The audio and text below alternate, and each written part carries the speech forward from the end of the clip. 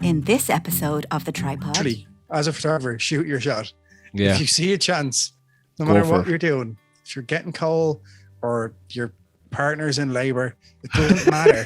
Just go and take the photo. Welcome to The Tripod.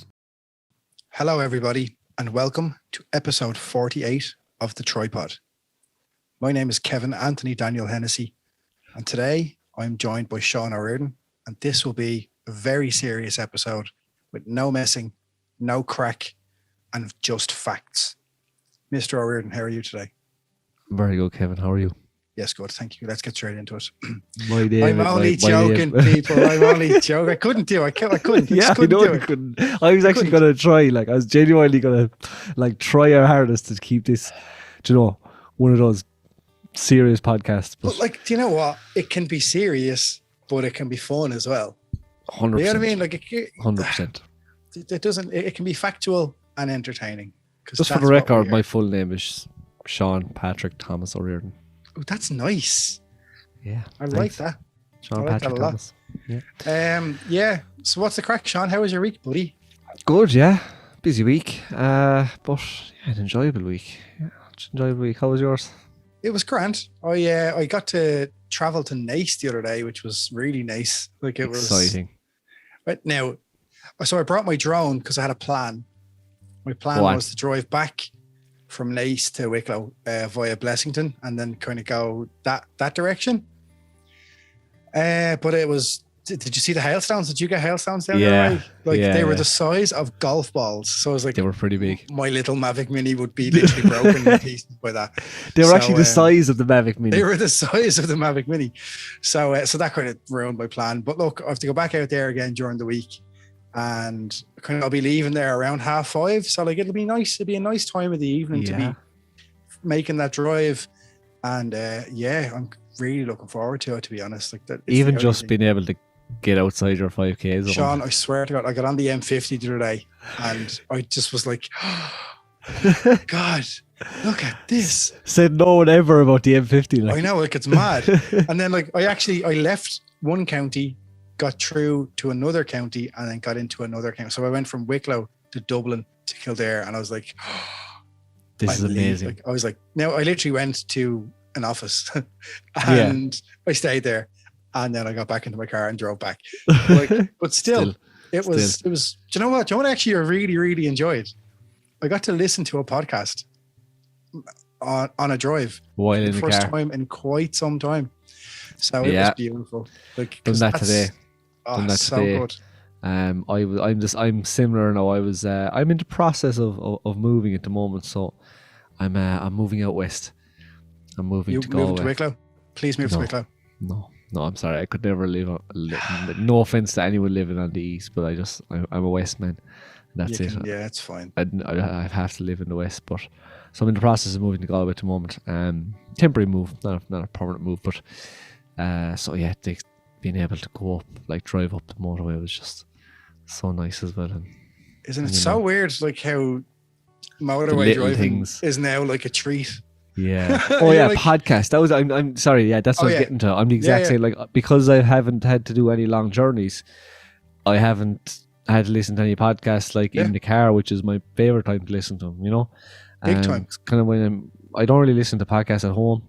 Not that much. Maybe if I run, but it's in the car where I listen to most of my podcasts. So it was so nice just to throw one on there. Blind Boy has had two very, very good podcasts. His last two podcasts were excellent. Really good. Bio, what were they called? The two lads? Yeah, it's about your gut bacteria, basically. Your gut bacteria and how it affects your mental health.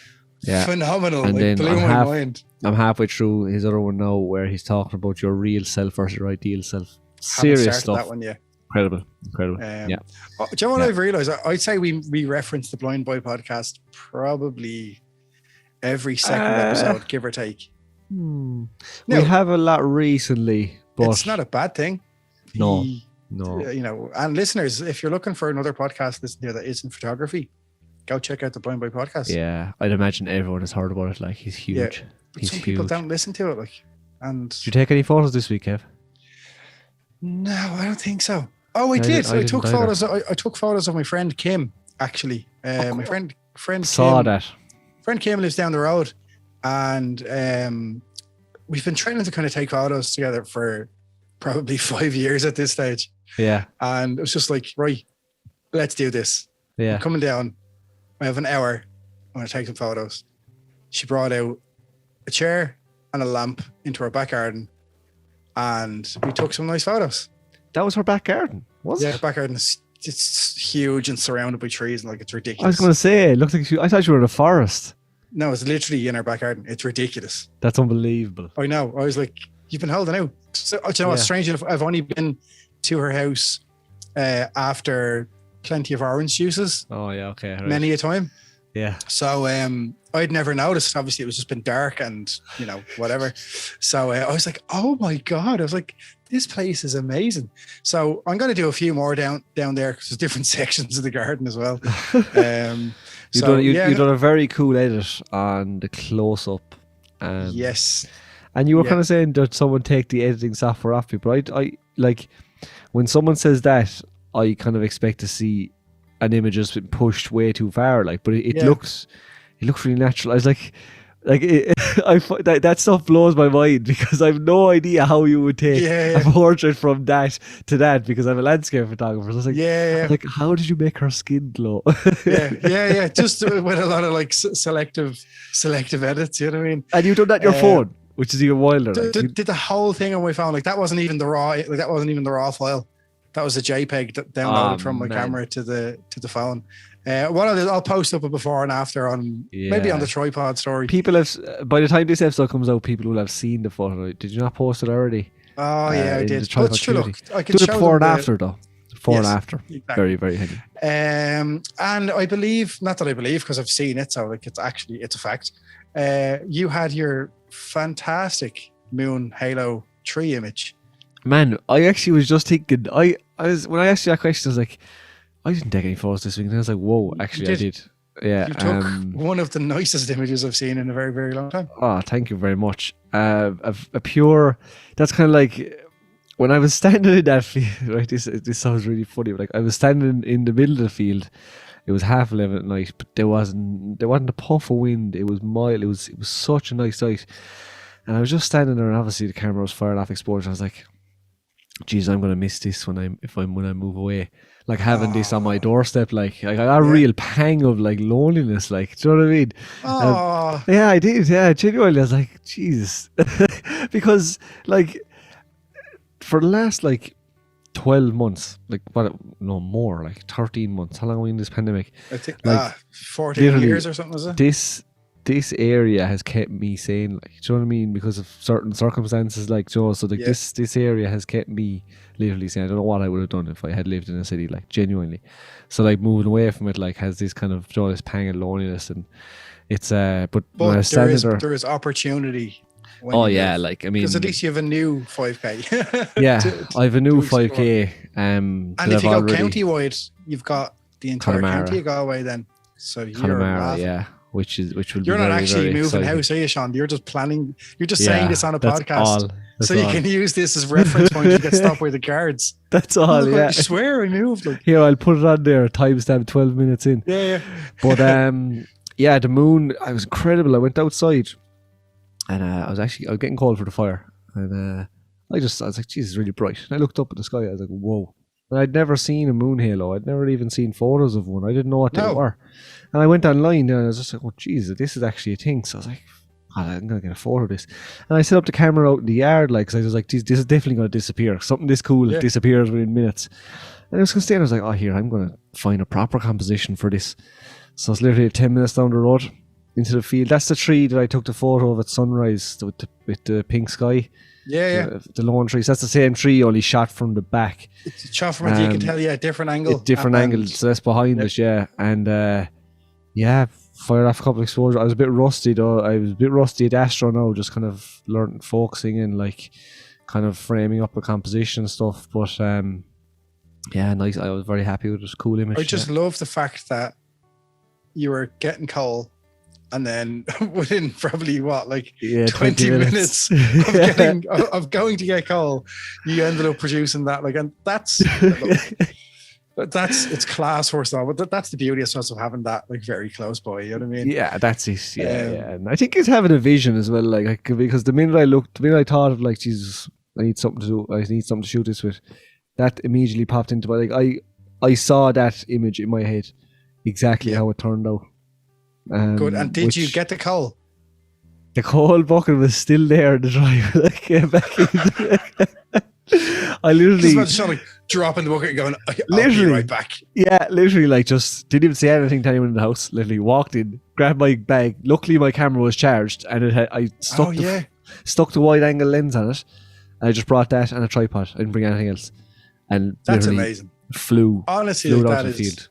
That is amazing. And got the shot, yeah. Like the shot is like that. It looks like something that you've been planning for probably weeks. You know what I mean? And it looks like the kind of shot that you've been planning and you've been kind of waiting for the perfect moon halo, even though before like 20 minutes you didn't even know what a moon halo was. But you've been waiting for it. And you know, you were sitting there beside the tree going, come on, moon, start haloing.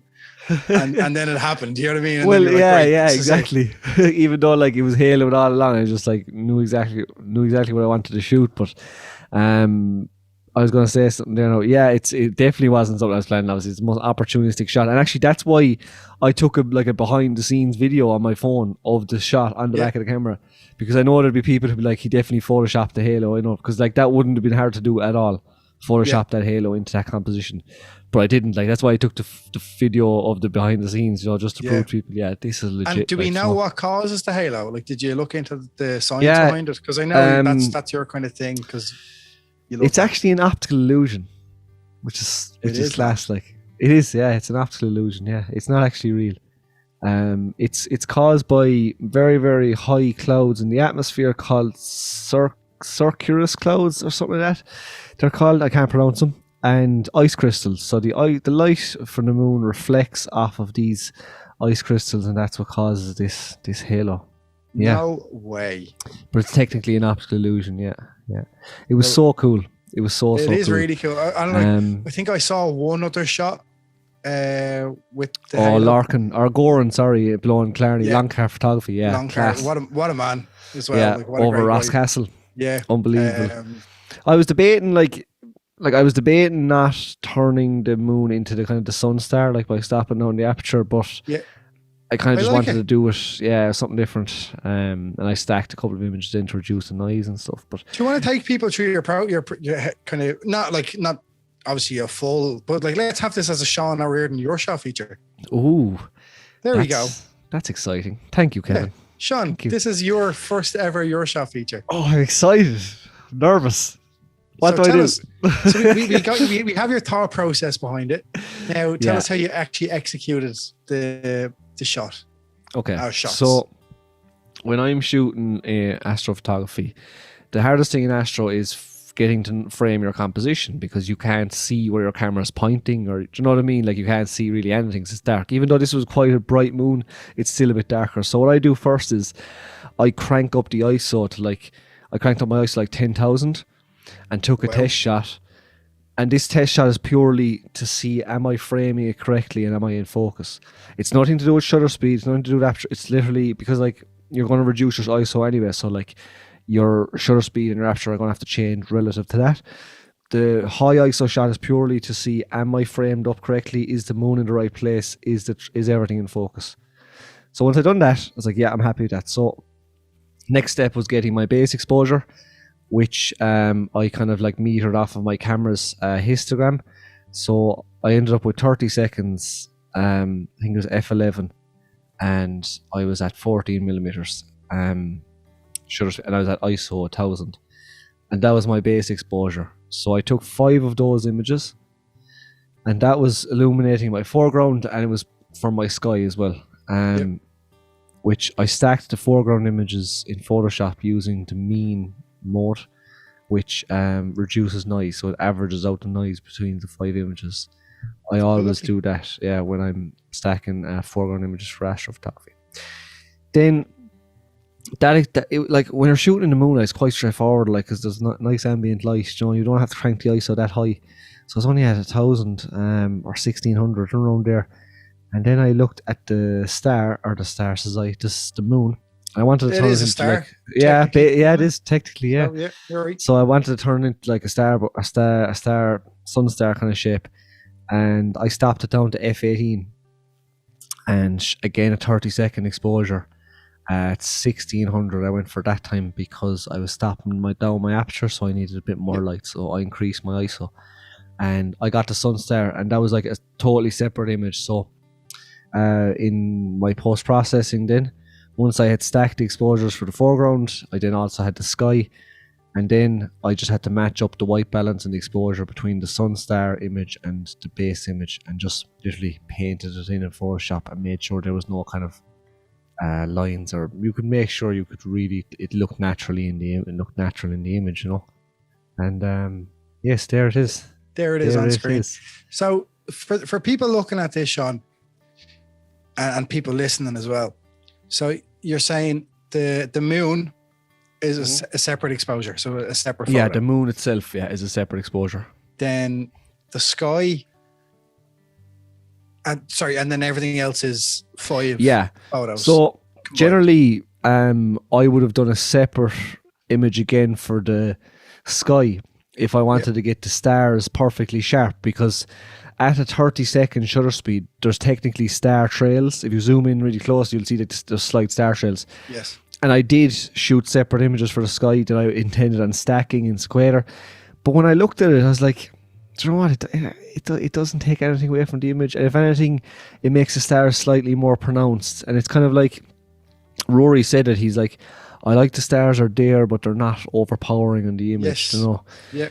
So when I stacked my foreground, when I stacked 5 images that reduced the noise in the foreground, then happy days, I was able to just paint in the sky over that, and then I was able to paint in the moon with the sun star shape. Gorgeous. So I suppose technically 3 images, if you're going to say, like, draw 3 different exposures, and that's how I shot it. Yeah, but I think that's a good little tip there, is just to, if you're ever shooting astro, crank up the ISO, take a test shot, sees your horizon straight if you're on a coastline, sees everything framed up and stuff right, and then go about figuring out your settings and your exposure, you know.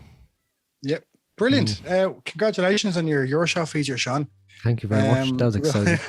Flattered. We'll have to post that up on our page as well. No, in fairness, like it's a fantastic shot, and I love the story behind it. I love that you were just getting coal. It's wild, yeah. You were just like, forget about heat.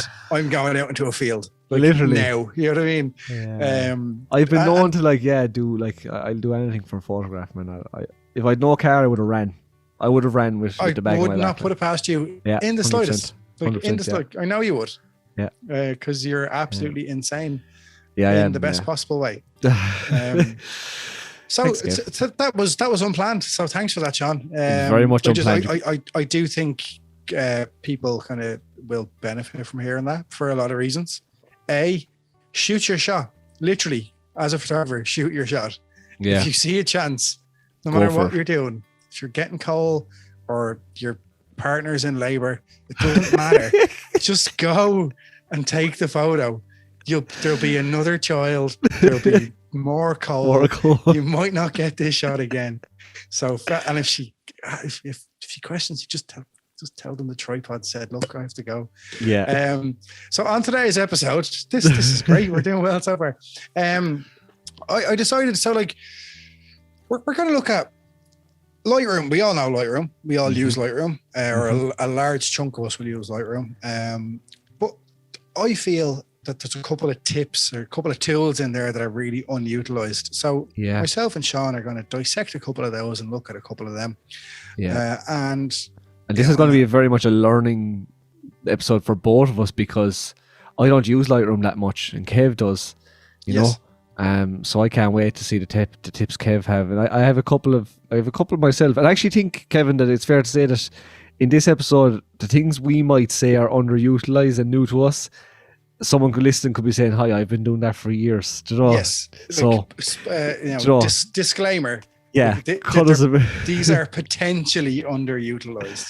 Yeah. And look, if you're a beginner or you're kind of only starting your journey or, you know, you're only a little bit into it, you know, you may find these handy, but let's just call them tips in Lightroom that may be underutilized. Yeah. That's fair. And we're also going to touch on feature pages altering our photos and altering your photos. And that's all I'll say on that for the moment. Yeah. But look, let's jump into the old Lightroom tips here, because look, we all know that Lightroom is industry standard when it comes to editing your photos, along with Photoshop and the whole Adobe suite. Lightroom is obviously, it's your adjustments. It's not, you know, like what is it? What do you call it? Like destructive and non-destructive editing? Isn't that the? Yes. Yeah. Yeah. So like Lightroom is, it's kind of making your photos how you want them to look. And then Photoshop is a whole different ballgame. I'm getting there, by the way. I'm learning Photoshop, Sean. I've told you that. Like I'm quite proud of my progress, to be honest. But look, we're gonna focus on Lightroom today. So when you're in Lightroom, I mean, look, kind of, if you gave anyone who has never even edited a photo before access to a photograph on Lightroom, they could change how the photo looks. Like, they changed something. Like, might not be good, but they can change it. And I suppose that's the difference between Photoshop and Lightroom as well. But for photographers out there, you know, everyone kind of knows the basics of of Lightroom. If you've been using Lightroom, you'll know, you know, you've got your basic adjustment panel, you've got you know, all the step-by-step kind of process of editing a photo. Sliders, tonal curves. But there are some parts of Lightroom that may be overlooked or a little bit hidden, or just they may not be, you know, something that you've kind of even noticed. Because some of these things, I've been using Lightroom for probably 4 years at this stage, and some of them I've only picked up on over the last little while by just, even if it's accidentally pressing on something, you're like, oh my goodness, look at that. Yeah. So like, there's plenty. First and foremost, there are plenty. But we're going to just take you through some of the ones that I feel really, really kind of will make your life easier as, you know, a content creator and a photo editor. And I suppose tip number one, this one is more so for the landscape photographers out there. Because I know, look, I think a large chunk of our audience is landscape photographers, safe to say. I'd say 60 to 70% maybe. It's the Sean O'Riordan poll, you know what I mean? Like, who doesn't want to be like Sean O'Riordan? I think it's the Irish community, yes. Oh yeah, that too. Yeah.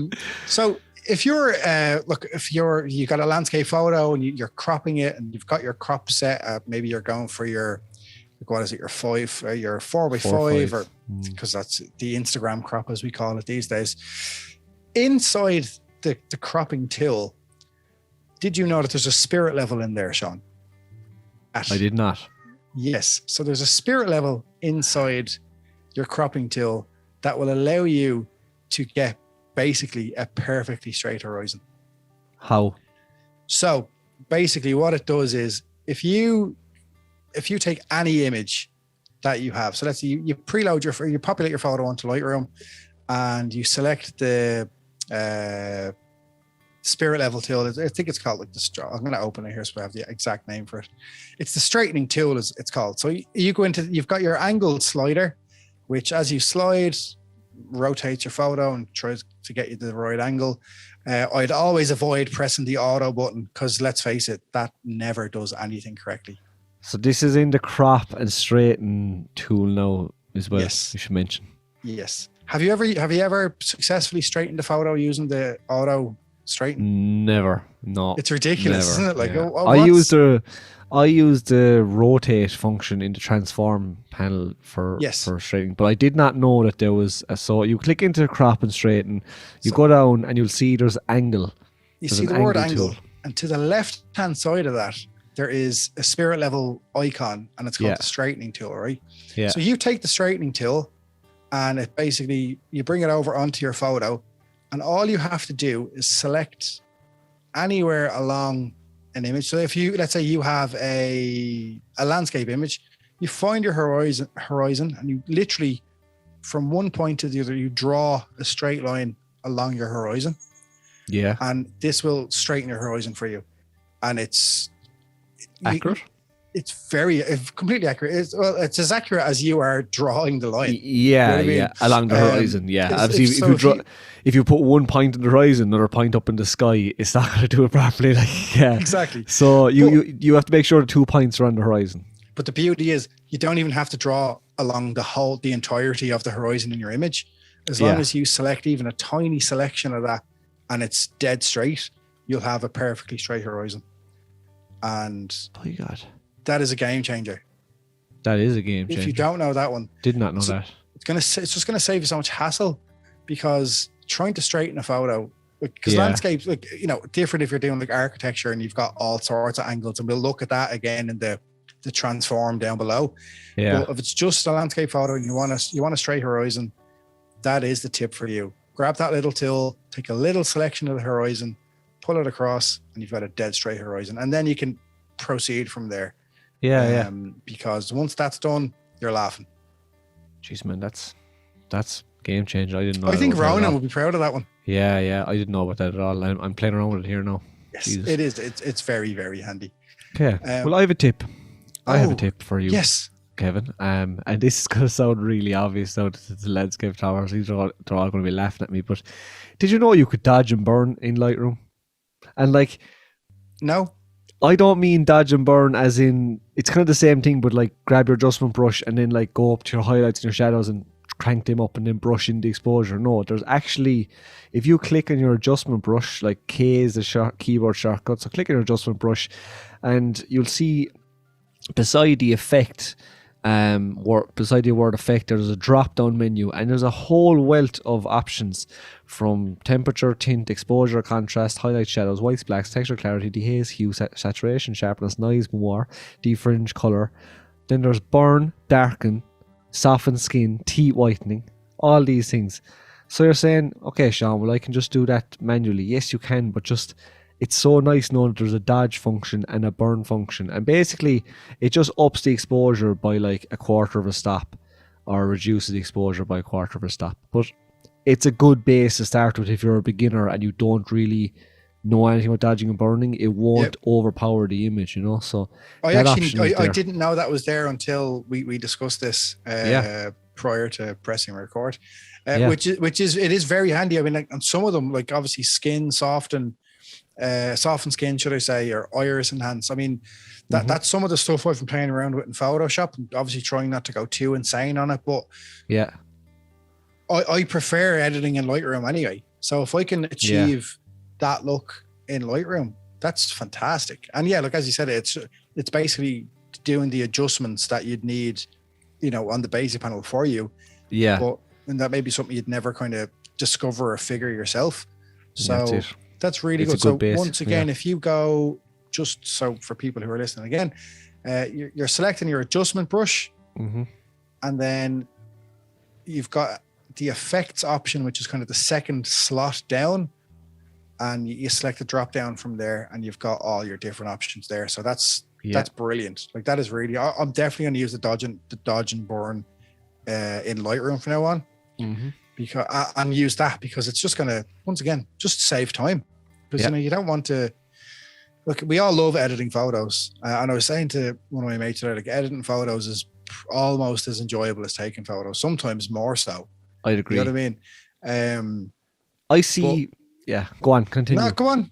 What were you going to say? You were on a roll there. Continue. That's grand. Like I don't mind. I was going to say, you still, to have these tips in your back pocket is always good if you're ever under pressure, and if you don't want to, because obviously you can enjoy it, you can take your time, but sometimes if you do need to, lash out and edit, or for whatever reason, if it's a commissioned piece or whatever, you might be under time constraints. So having these tips may be handy. Now, I see photo editing and the capturing of the image as very much interlinked now. I think they're almost hand in hand now. If you want to be a successful photographer in 2021, you have to be very proficient in both aspects of post-processing and taking the image. Now, it's not that you need post-processing to create a good image. It's like a very good image, and James Crombie said this last week, a very good image doesn't need a whole lot of post-processing, but it's still important. It could be make or break for certain images, and a make or break could literally be a crop. You know what I mean? Yep. So crop is a huge thing. Crop, like if there's any like, you know, really, really newbies listening, because I mean, I know if I were taking up photography now, first thing I would do is search for a podcast. If there's any like newbies listening, the cropping tool is insanely powerful in Lightroom. I mean, look, and you can crop on an iPhone, you can crop on anything, but cropping in general is so important.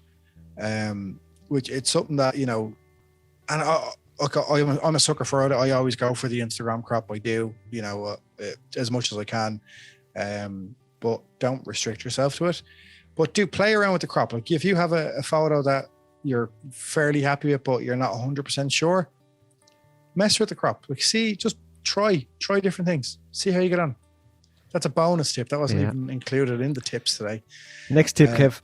Next tip. Okay, so we're all I say we all are. I am a big fan of a vignette. I love it. It draws the subject straight into where you want them to see.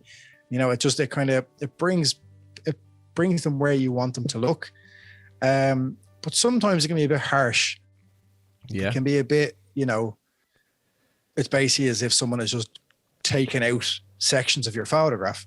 It's not feathered. Yes, exactly. Now you can feather it. Like obviously there are options to feather a vignette in Lightroom, and that's lovely. But did you know? So if you pop down to your effects tab in Lightroom and you go to your post crop vignetting, the default option is it says highlight priority, and you've got your amount, midpoint, roundness, feather, highlights. The drop down menu under style, you've got highlight priority, color priority, or paint overlay. Paint overlay would be my vignette of choice. Okay. And I'll tell you why. It's a lot softer. Oh, yeah. It's like it's been kind of glanced, kind of like someone had like a nice little brush and just kind of gently stroked it rather than, you know, with a roller, if you look at it that way and you think of it that way. You know? But it's nice and gentle. It's nice and subtle. And it doesn't take, it kind of, because if you go with the highlight priority, it can almost look like it's basically taking out some of your photograph. You know, it's almost blackening out the edges completely, and like those pixels are essentially almost lost. Man, I didn't even realize that there was a drop down menu in the post crop vignetting. It's mad, isn't it? Like some of these they're so hidden. But like what I always find is like the paint overlay, it keeps those parts in your image, but it still gives you the vignette look. And then obviously you can adjust it to taste, and you've got your midpoint, roundness, and feather. Like for me, I'd apply a black vignette because I don't know anyone in their mind who has ever added a white vignette. No, listeners, I did at the very start of my photography journey. Really? I was like, this is an unbelievable frame here. Like it looks like a communion photo from 2002. Oh yeah, class.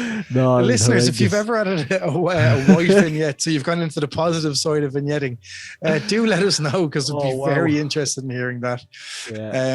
But like you can adjust the style. Now, what I always do is go obviously minus vignette, minus midpoint, and then I bring the feather almost all the way to 100, and it just gives you this nice and dreamy vignette that almost looks like it's not there.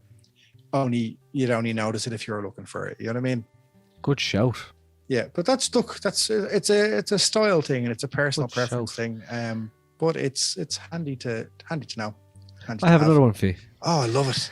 And this is the irony of this, listeners. If you're not aware, I don't edit in Lightroom, so this is very hypocritical of me. But I do some minor adjustments in Lightroom. But I'm all camera raw and Photoshop. But one thing I do use in Lightroom is the before and after. So you can cycle through, and it's not the backslash I'm on about. It's if you look down at the bottom left of your screen.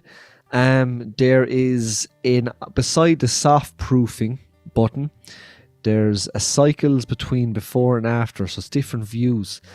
And one of the ones I particularly like is, do you ever see those before and after photos where you can drag a line across? Yep. So you could drag it, you can drag a line across and you can see like the before and then the after, whatever, like, you know, I really like that one. Like, so you can really see, and this is probably more beneficial if you're solely editing in Lightroom. So no Photoshop, no nothing, just you solely edit in Lightroom, okay? It's really handy to be able to see this before and after, because unless you create a virtual copy of that image, then you're not going to be able to see what it was like beforehand, because you're editing the actual image itself, if that makes sense. So you can cycle through before and after. So I'm just looking here now and one I have, and I can already see the before, after, and there's a one top and bottom, or you have side by side. It really is a very, very beneficial tool if you're editing solely in Lightroom. So there you go. There's another little nugget of knowledge for you. Good man, Shawnee. I like that one. Yeah. One that I've known for quite some time, and I actually learned it from a Mark Duffy video. Hey Mark, what story? It's so simple, and once again, it's one of those that, like, if people know it, they're like, well, what are you telling me that for? You know, but if you don't know it, it's actually it's really beneficial. So if you're changing the slider, because obviously, look, sliders are key in Lightroom. You're at sliders all the time. Do you know how annoying it can be to try get a slider back to 0 if you're trying to use the slider and you go to like -1 or +1, like, got it again. Yeah. So like, I don't know, most people I'm sure did know this, but if you didn't, if you just go to, let's say you're on the highlight slider, and if you just double click on the word highlight, or double click on the word, so like the word highlight, it'll bring it back to 0. Yeah, and reset the slider. Which is like, it seems so simple, but like, if you don't know it, game changing. It really is, because like, honestly, the amount of times that, like, because they're quite sensitive, and especially if, you know, your mouse sensitivity or whatever is quite high. It's a nightmare. And it can be really frustrating. You're like, just get back to 0. Especially if like you're using like a tablet and pen like I do. Yes. Trust me, trying to hit that little slider, bang on, and try and slide it back to 0. It's actually, you'd be fit to throw the pen out the window, like. Yeah. So that's double tap on whatever effect you're doing, and it'll reset it back to 0. It is so, like, honestly, it's. Do you know this actually? You might be able to answer this question, Kevin, or a listener might be able to answer. Let's say if I've used a radial filter on a previous image and I've increased the highlights on the radial filter. That radial filter now, whenever I click into another image, will always have the increased highlights on it. I have to like manually put it back to 0 again. It's like the filter hasn't reset. Is there a way to reset your filters? I believe that is the standard for a radial filter, because if I click onto a radial filter now, this is to do with like if it's same with a grad, like basically any of the settings I applied within the grad filter, radial filter, they're on like the next time I go to the grad filter, the radial filter again. Do you know what I mean? Really? It's like they don't reset, like, yeah. Because what I always find is, I don't know the answer. Maybe there is, but there is a way to reset your filter, but like I thought it would have done it automatically. Do you know what I mean? Yeah. When you have gone into, or like if you've come back to the image 2 days later and got back into Lightroom, you know.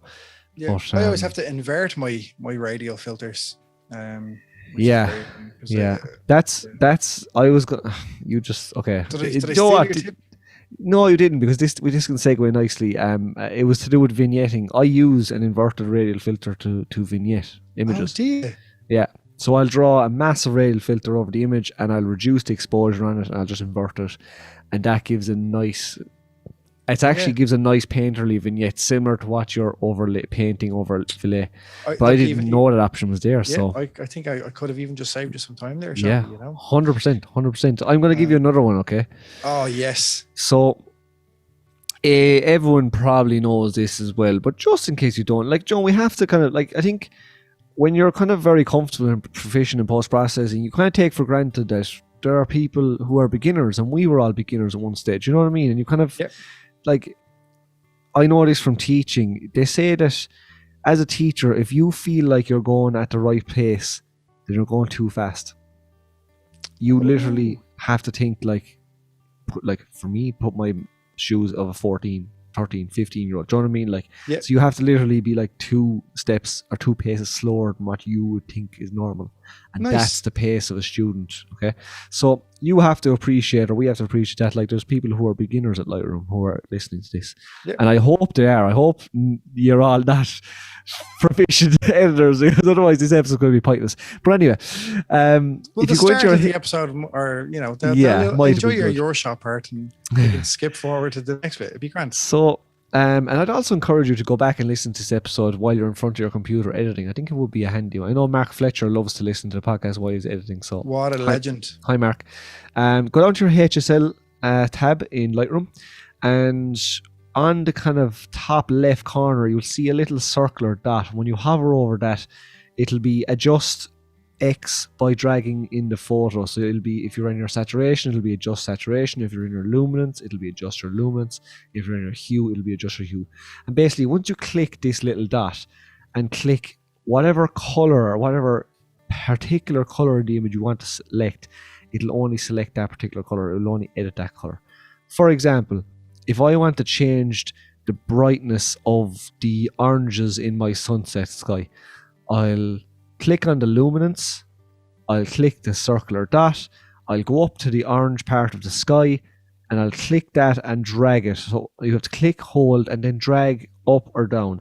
If you drag it down, obviously you reduce the luminance. If you drag it up, you increase the luminance. And you'll see the sliders moving. If you look on the right hand side, you'll see the sliders moving up and down as you move the mouse up and down. So you're basically, it's like selectively targeting individual colors within your image, and it's a really powerful tool for editing in landscape photography. I'm a big fan of that for a couple of reasons, right? Obviously, because it allows you to affect parts of the image that you wanted to affect. Yeah. But because the sliders move with it, it can actually show you what it's doing visual. and why it's doing it. You know what I mean? Yeah. So you can actually learn from it as well. Because I'd use that quite a bit. Like that for me, I don't ever use the saturation slider. Ever. Yeah. If anything, I maybe bring it down Reduce by like -10. But other than that, I don't touch it at all. Vibrance, maybe, depending on the mood or whatever. But it's all done on your HSL.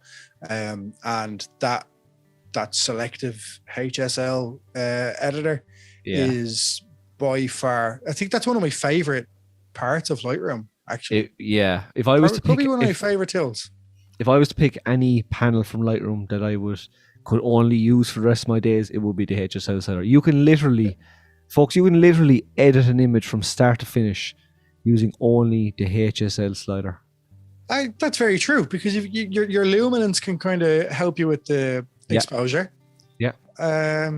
That's you could change the white balance through the hues. I'm gonna try edit an entire photo just using the HSL slider. I might even try video it somehow. You should. One of my tutorials that I'd done, I started the image and I literally got to where I was finished with the image, bar adding some art and stuff, and I showed the basics panel and there was nothing. Like all the sliders were at 0, like they weren't touched. So you should be able to do it. And you know what? And I say this, like, if you can do that in your HSL slider, you can start to teach yourself how color is so important, not only for the actual color, but for your contrast, for your shadows, for your lights, for your darks of your image, creating atmosphere, whatever you want. Do you know what I mean? The HSL slider is so important. It's fantastic.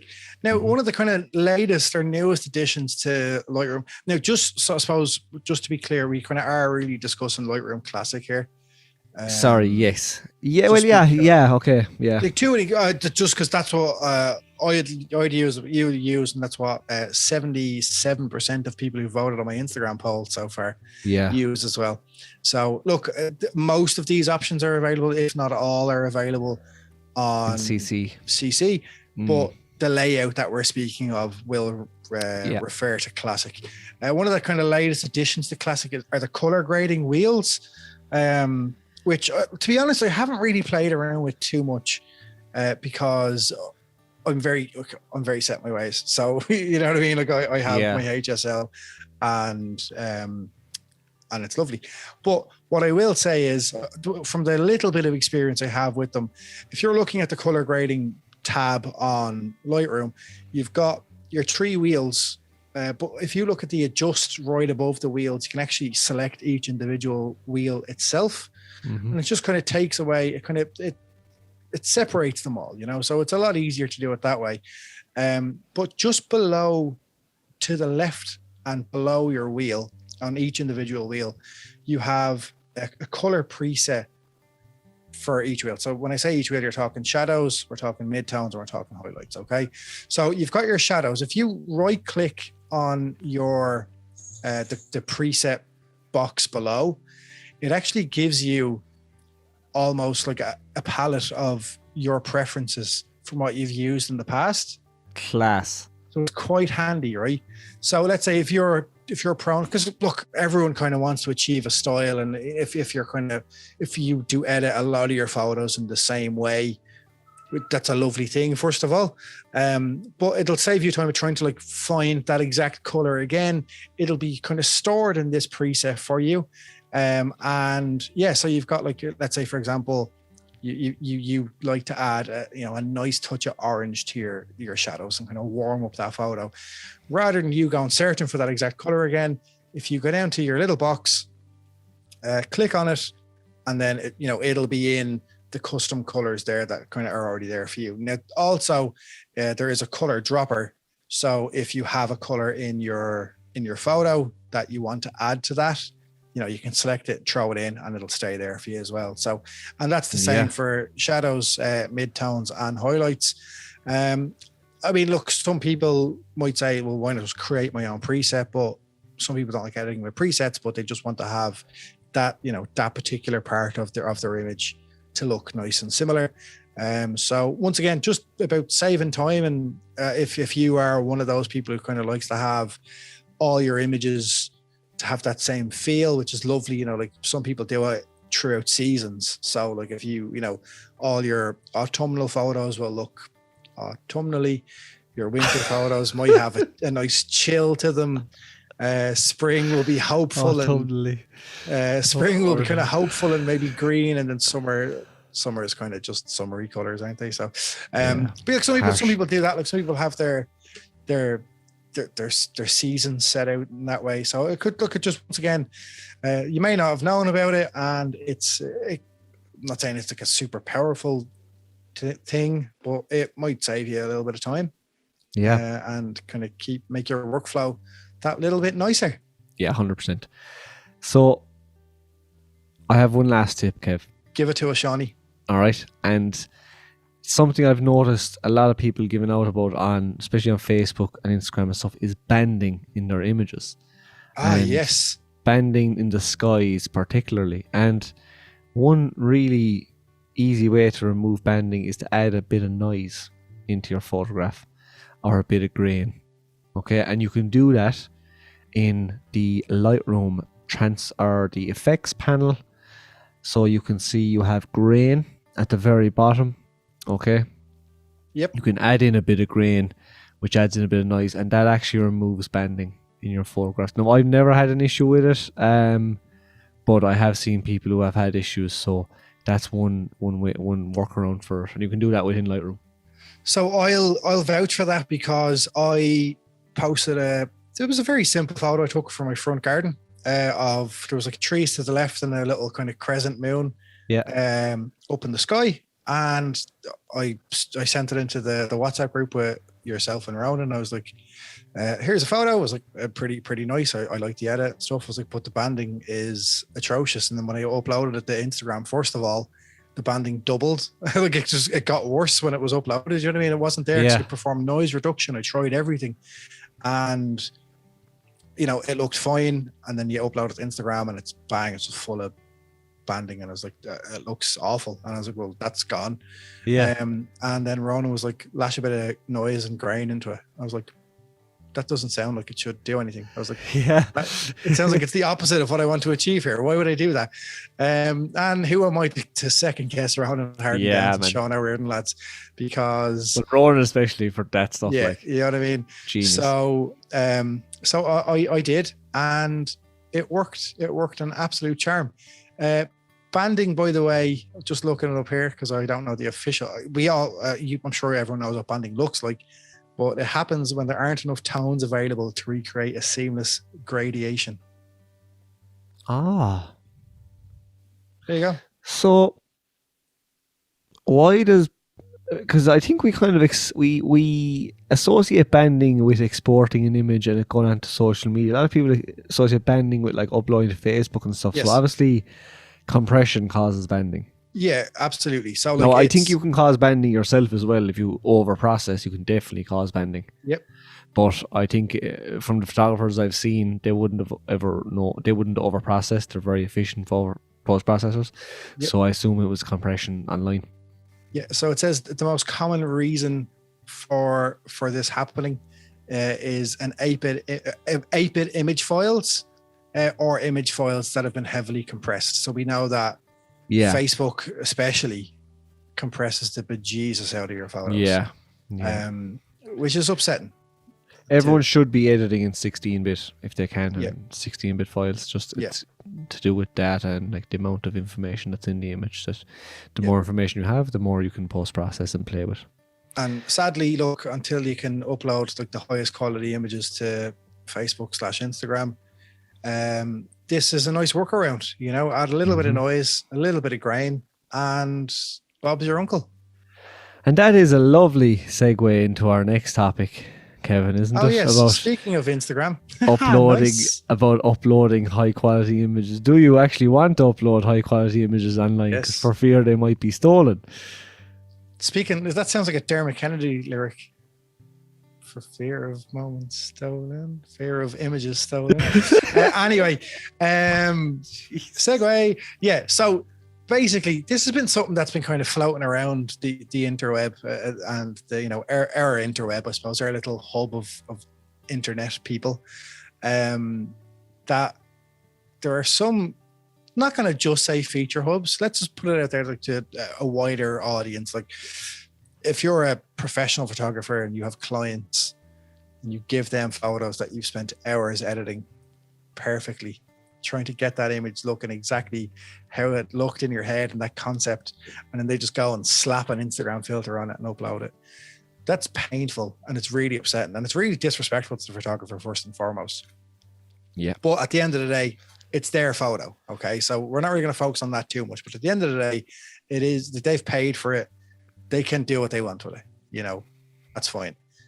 What I don't agree with at all, and I don't know anyone who would or does agree with this, is Instagram hubs, certain Instagram hubs, taking your photo, uploading your photo and completely editing it, or lashing a filter on it. Yeah. Cropping it. So many of them like, crop that it. That is I think that's like blasphemous almost. Yeah. Like yeah. Because as we touched on earlier, like the crop on a photo that you've set, you've essentially set that crop for the photo. You've edited that photo with that crop in mind. Yeah. For them to just go and like upload it in a square crop or not fully, like let's say if it's a 5.4 and they don't fully like zoom out or whatever and include the whole thing, it makes you look like a bad photographer. Yeah. And like, so that alone is really painful. But then coupled with the fact that there are some hubs out there now that are like full on editing photos. Yeah. And I think it's so disrespectful to the photographer.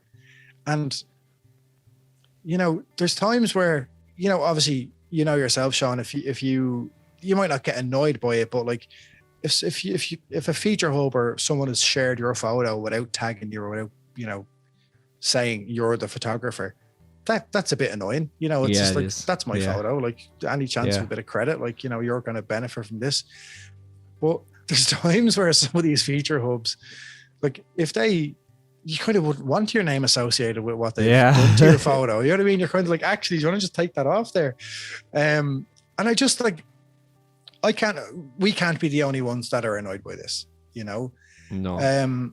But the reason I'm highlighting this is like, we need to do something about it. Everyone kind of needs to pull together, be it, like it's easy for me. Like I've got like over 5,000 followers on Instagram now. So I'm really content with that. That's class. You've over 10,000, Sean. So like feature hubs, yourself, you might get 5 followers or 10 followers from a feature on a feature hub. But like 10 followers to someone who's kind of relatively new at the start of their journey might be awesome, you know. Yeah. And they might be like, oh, that's really cool. Like loads of more people are going to see my photo and I'm going to get exposure and it's grand. You know, okay, they've edited it, but you know, that's grand. I'll get a few extra followers. But like the long-term goal needs to be in play here, I think for everyone. Like everyone needs to just speak out, tell them that it's not acceptable. And yeah, so like just within Instagram's copyright laws, what those feature hubs do isn't against their copyright laws, as far as I can tell. Yeah. So it's what against... they're doing. Yeah, no, I know. Let me finish. Yeah. What they're doing isn't in any way illegal, or it's not wrong, right? Or it's not wrong in terms of ethically wrong. The law, yeah, the written law. On a personal level, yes, it is obviously wrong because you're taking someone else's work, you're altering that work, and then you're portraying that altered work as the photographer's work, which it isn't. Yeah, do you know what I mean? So, but the problem here, Kev, is that we're fighting a losing battle because this came up in discussion a good few weeks ago, and a lot of these hubs are bot hubs. Okay, they're automated responses that you get.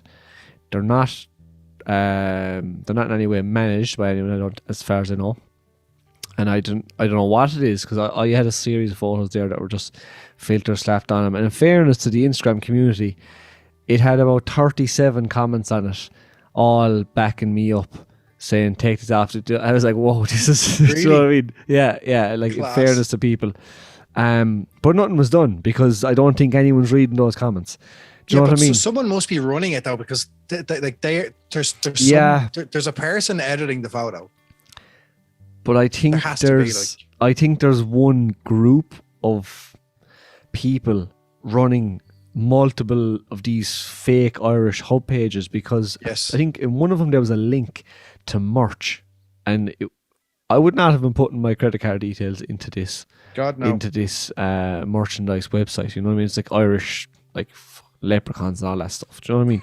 Yeah. But, and this is going to be probably an unpopular opinion from the point of view of, and I'm not condoning what they do, but I've made peace with the fact that when I post something online, more than likely it's going to be taken and possibly reproduced, not for commercial value. No, that's a totally different entity altogether. Oh, speaking of that, sorry, just I you know me, I love interrupting. And did you see Mark Duffy's Instagram story this morning? No, go for it. Mark Duffy posted up on his Instagram. Basically, some company took one of his photos and used it on their website. Like literally, just just straight up took his photo, and it was just up there on their website. And I've never seen it like that before. I've never seen that level of countless times happened to me. Crass. Yeah, I'm not going to name the company, like, but he called them out.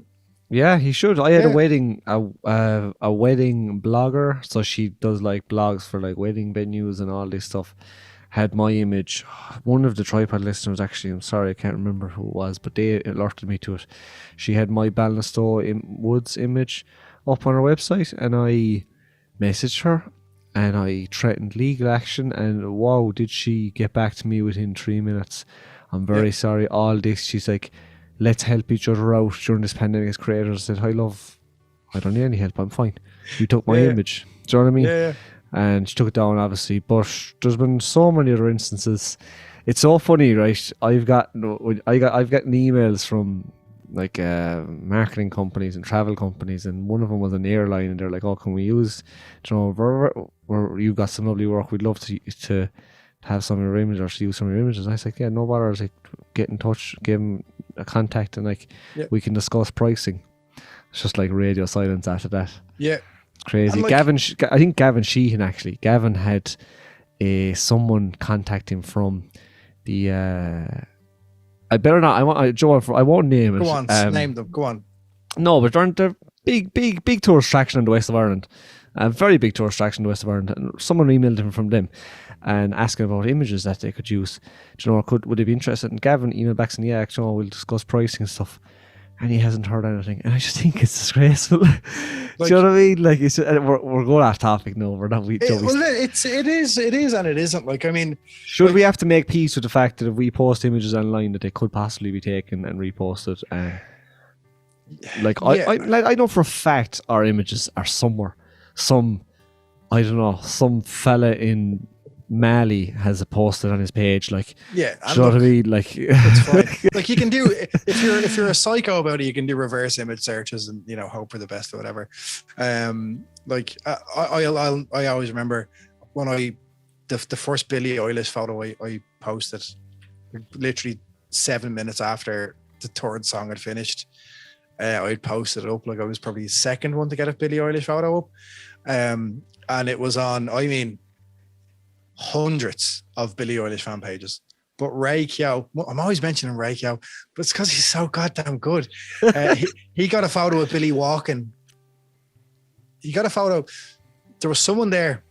Ray was shooting for David. There's going to be a bit of a long story, but I have to tell it. Ray, I know. Okay, look, really quickly. Ray was shooting for David Keenan, right? David Keenan and his band were there, and one of the band members, they're obviously in the artist area, one of the band members' daughters took a photo of Billie Eilish.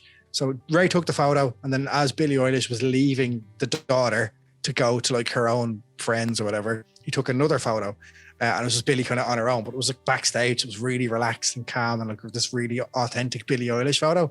Yeah. Phenomenal. And he's the only one who got that photo. But that photo appeared on, I mean, like, I saw that photo about 1,000 times on different pages. Like, if you search hashtag Billie Eilish at any stage over that weekend, you'd see that photo like 1,000 times. And was he credited? Sometimes he wasn't. And there was times where I'd tag him, like, here, Ray, here's your photo, or like, I'd comment saying like, this is Ray Kyo's photo, please give him credit. I got to the stage where I couldn't do it anymore. You know, like, you couldn't keep up with it because Instagram's different. Like, and you don't mind if it's like a 12-year-old with a Billie Eilish fan page account. You know what I mean? Like, at the end of the day, you're like, look, it's a child, and it's not really doing any harm, you know, and they've got like 100 followers. Yeah. You know, you're like, do you know what? Like, that's what I'm saying. Yeah. Pick your battles as well, you know? Like, if it's a big corporate account / corporate company and they're trying to profit or benefit from your photography, go chase them. Yeah. If and not, we're planning an episode on this. Yes. We have a whole episode in the making around the tourism in Falls Ireland and whatnot, and their terms and conditions about using images that we post online. And well, all I'll say is, if they comment on it saying, "Hi, can we post this?" Just comment, and they ask you to comment back, "Yes, Falls Ireland," or just yes. Don't just boycott them. But we'll get into that in another episode.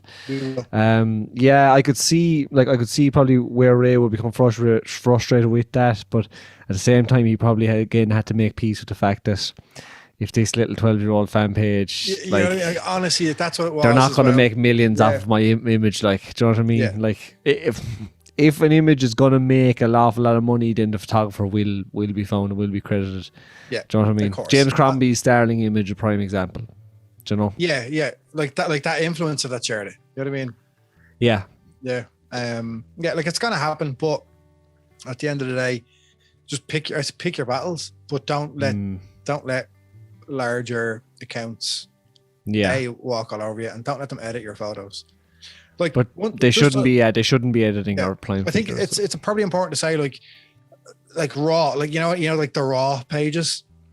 Yeah, they often contact me because I put the little white border on my photo. So if I'm ever getting featured on one of those pages, they'll ask me to send them the photo without the border, just because it fits their style or page, and that's grand. But they ask me, you know, they reach out. So like that's cool. Like, nice one for that.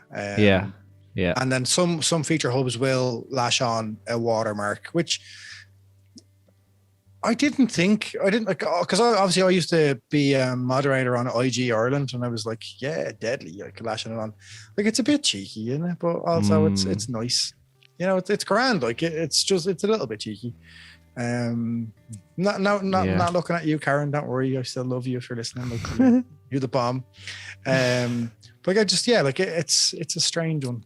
They're looking after their own brand. I get that, and they're trying to grow their brand. Yeah. And no issues that they always credit and they always give you a big shout out on their story, and that's kind of cool. But yeah, unless my image has been used in a marketing company that gets a budget for marketing each year to pay for this stuff, then I'm not going to lose any sleep over. Yeah, I'll be pissed off if an Ireland Leprechaun travel page takes my image of Doolin, which that Doolin image has been reposted more times on Facebook and stuff with I don't even know about. And if they slap a filter on it, people might look and say, "Hi, that's ugly," and then they'll see the photographer. But all they have to do is click into my page, and then they'll see the original. So exactly. Do you know what I mean? Don't get too bogged down by it. Yeah, exactly. But do call them out if it is plain, 100%. Call them out. Just be like, "Come here, don't do 100%. That again." Like, ask me. Like, because that's the thing. Like as photographers, we love getting featured. We do, of course we do. It's exposure and it's lovely, and we love praise. Yeah, anyone who says they don't love praise is lying. They're lying. Yeah, but we just ask us for if you want. Like, we'll send you the photo. Like, just take it and post it as it is. Yeah. Just post it as it is, lads. That's all. Post low res photos as well online, folks. Don't be posting high res images. Yeah, because they can be stolen. Go into your Lightroom mobile on your phone. Adjust settings for a small resolution image, because they can definitely be taken off Twitter. 100% taken off Twitter. Yeah, you just literally right click on it. You can load it in 4K on Twitter, can't you? Like, that's you just hit the little tab at the bottom left, just save image. Yeah. Do you know what I mean? Mad. So be careful out there. That was a little bonus Lightroom tip, Shawnee. I love it. Yeah, there you go. And we've kind of gone full circle. Any other business before we close off this lovely episode?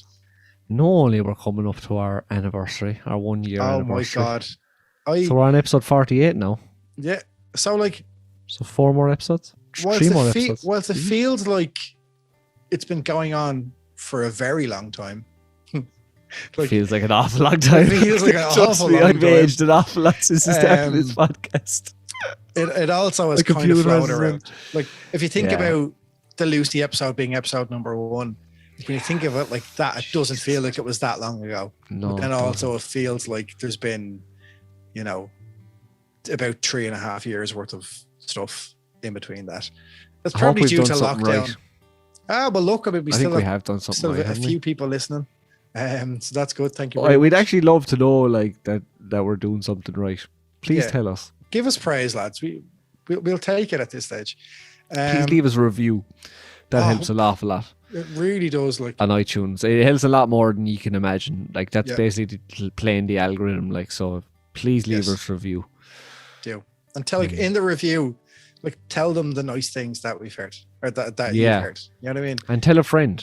Share it on your Instagram story. We do actually. In fairness, now we do get an awful lot of people who share the episodes on their stories, and I love it every Tuesday. Absolute legends. That fills my heart with such joy. Phenomenal. You know what I mean? Like, it's just like, because when I always think it is mad. Like, someone asked me today, with the new job I started, they're like, "Oh, like, what do you do for a hobby?" I was like, "Oh, like, I'm into photography and I host a podcast." Like, that's cool. So it's getting people listening to it. I'm like, surprisingly enough, yes.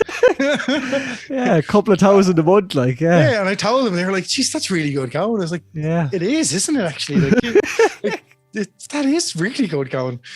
So look, thank you all. Honestly, we appreciate every single one of the listeners, every person who tunes in and gives us, even if you don't give us feedback, we still appreciate you. But people who give us feedback, we love that.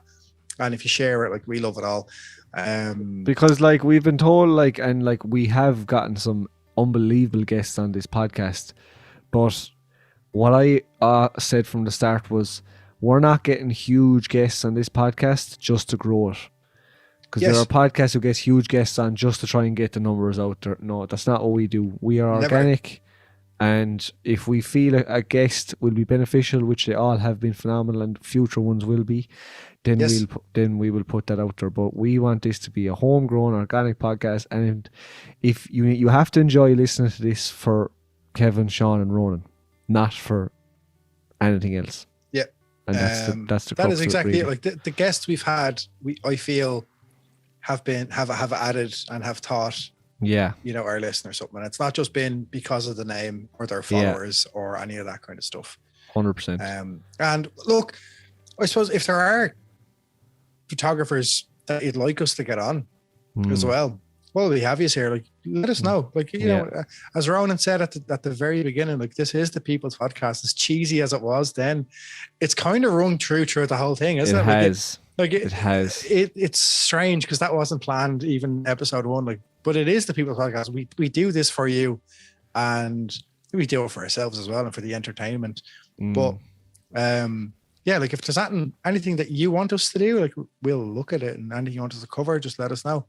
I done that. Like we put up that kind of a story there, and the suggestions we had in were phenomenal. So they've all been written down, noted. So yeah, thanks very much, folks. Honestly, we love you all.